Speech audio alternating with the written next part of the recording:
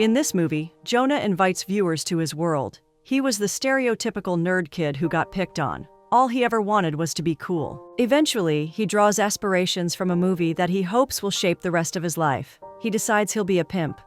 Things don't work out as planned, and it's mostly his fault. Weird clothes and cringy lines make a bigger target for mean kids with no games when it comes to the ladies. With the emergence of the internet, Jonah's time to shine comes. He gets his big break at age 18, working for a software company. In a digital age, nerds like him become cool, and the world is at Jonah's feet. Jonah is looking to venture into real estate when he meets Sharon Clark, his first Sharon. She made the first move, and it landed them in a restroom where they had steamy sex. Drew comes crying to Jonah. He's a lover boy who just got his heart broken. Jonah thinks he can relate, sort of. He was in love with the first girl he had sex with. She left him for a Swedish guy. Jonah comes into work and finds an attractive woman in his office. Her name is Sharon Lee, and she's his trainee. Sharon Lee gets to meet Sharon Clark, and that's when Jonah decides Lee is his Sharon too. Jonah knows that Sharon 2 wants him. He's still seeing Sharon 1, no strings attached. They plan to celebrate his new business deal later that evening. Jonah and Sharon have sex at his place, and a part of her wants to do something different this time. Usually, they just have intimacy, and she leaves. But now she's briefly considering hanging out with him. The thought wanes, and she opts to leave. Jonah doesn't push for her to stay. Sharon 2 is a quick learner. Jonah confirms she's more than ready to replace him in his current position. Over dinner, she becomes direct. She's convinced he's having a thing with Sharon 1, even though Jonah adamantly denies it. Sharon 2 suggests that they have a fling, citing a manner of convenience. Their busy world doesn't allow for proper romance. They have sex at her place, and the minute it's over, she hurries him out as if to reinforce the word fling. It's the first of many times, and they develop an after-work routine. Jonah goes seeking time out at a cafe. A waiter runs into him, spilling an order on him. She starts to apologize profusely, wanting to make it up to him. Jonah takes note of the movie silently playing on the TV on the wall. It's a film featuring his favorite actor and mentor. The waiter commends the movie, and Jonah is starting to take a proper interest in the clumsy blonde. She comes with an order on the house for Jonah, trips, and douses him again. She starts to apologize, but he wants to see the manager. Turns out she's the manager and the owner, and she's truly sorry for messing up twice already. Jonah learns her name is Sharon. He's miraculously encountered 3 Sharons in such a short time. Jonah proposes that Sharon 3 go out with his friend Drew, who's been heartbroken for long enough. He likes her enough to recommend her to a good guy. Jonah manages to get Drew to come out, but Drew isn't ready to see someone new. He thinks Jonah should date Sharon 3 if she's so cool. Plus, the multiple Sharons thing is weird. Sharon 3 shows up, and Drew walks out, but Jonah does consider for a second that he might have a Sharon fetish. Sharon 3 and Jonah spend the rest of the night strolling with ice cream cones in hand. Jonah tells her he's about to make a big step, leave his job to venture into a business that might either fail or succeed. She encourages him to do it. She too had a job that she quit. Now she owns a coffee shop that she doesn't regret.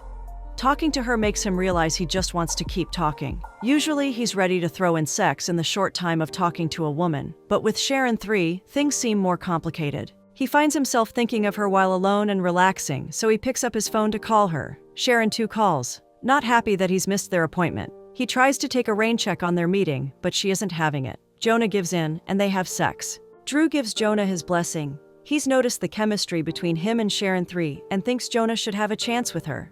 Jonah and Sharon watch kung fu movies and then have dinner at a restaurant. They share a lot in common and have a lot to talk about. Sharon asks Jonah if he's single or casually seeing anyone. Guess what? He lies, even after she insists that she won't judge, and he can be honest with her. Drew predicts a disaster around the corner, but Jonah pretends to be dense. Sharon 3 is a woman with depth. She sings well and can play the guitar. Jonah is lost for words watching her perform in an elderly home. They go on a picnic date, lying side by side on their blanket. Sharon starts an in-depth conversation about love and loneliness, growing old, and biggest fears. Jonah remembers his biggest fear, a flashback to his depressing childhood, and decides he'd rather talk about anything else. They end up at her place, glued together by passion. Jonah continues to pretend he's someone that he's not, making up excuses in his head as to why it's okay to keep things from her.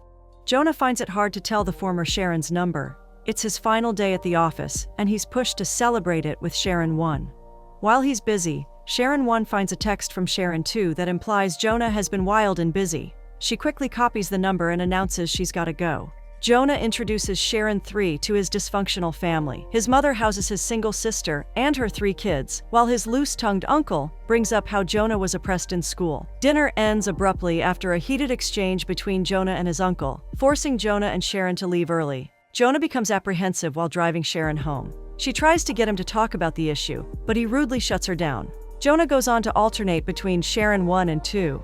He eventually goes to see Sharon 3 to apologize for the other day. She invites him for dinner, and Jonah pops the question. He asks Sharon to be his girlfriend, and she agrees. After a kiss, he opens up a bit about his background. He hates his childhood, and home reminds him of it. He spent his adulthood trying hard to forget the past, and he gets in a sour mood when there's no way to avoid it. Sharon voices that she understands him and will be there for him. He loves her, but can't bring himself to say it. Instead, he thanks her for being cool. At her request, they go dancing and have a good time. Jonah, however, keeps having sex with the other Sharons.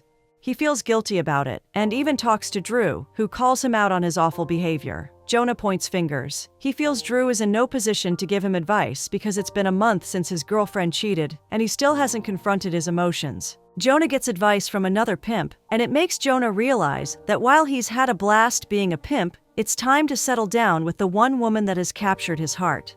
He decides he'll cut off the other 2 Sharons. What he doesn't know is that his sex buddies have become allies and go to confront the woman who has stolen Jonah from them. Sharon 3 is heartbroken to learn she's in an entanglement. Jonah marches up to the cafe, thinking he's about to liberate himself, but he freezes when he sees Nemesis has caught up with him. Sharon 3 tells him she never wants to see him again before she storms out. Jonah hopelessly tries to talk to her, but it's no use. At least he calls it quits with the other 2 Sharons. Jonah leaves thousands of unanswered voicemails for Sharon. As the days go by with no word from her, he starts to unravel. He even goes to her apartment complex, calling out to her from the street. When she doesn't answer, he climbs the stairs and incessantly knocks on her door until she answers. After letting him know that she's hurt, disappointed, and convinced that he's sick, she gives him time for whatever last words he has to share. Jonah finally opens up about his biggest fear. He tells her school was a hellhole for him, and it turned him into the man he currently is. It's not a man he's proud of, and he's sorry for having to hurt her before realizing that he needs help. Sharon does confirm that he needs help, and he must seek it. But her stance remains that she's done with him. Jonah finds his childhood nightmare, but things don't go as planned. Nick is still mean, and what should have been an odd but civil conversation turns into a brawl.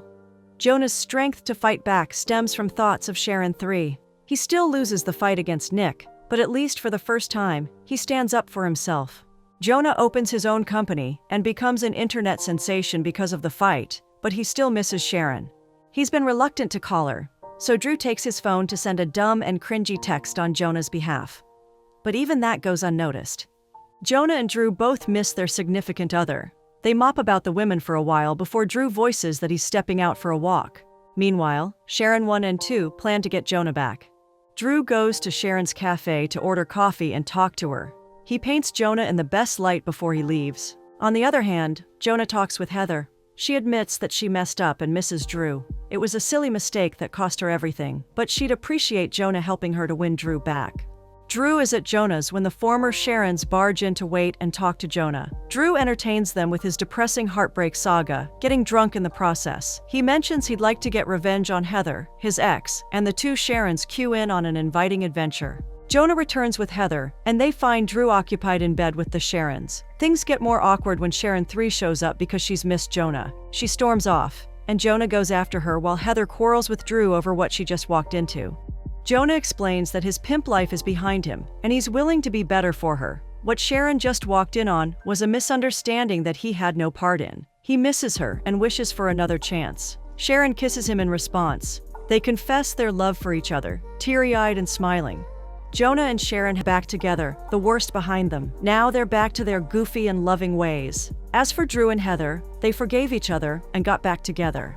Jonah never saw the other Sharons again, unaware that they had become lovers. He did, however, see Nick again. Nick avoided eye contact and hurried off, much to Jonah's satisfaction. Jonah no longer avoids his family. On a particular day, he's out on the lawn with Sharon in his lap, when he promises her that his casual encounters and Sharon fetish are behind him.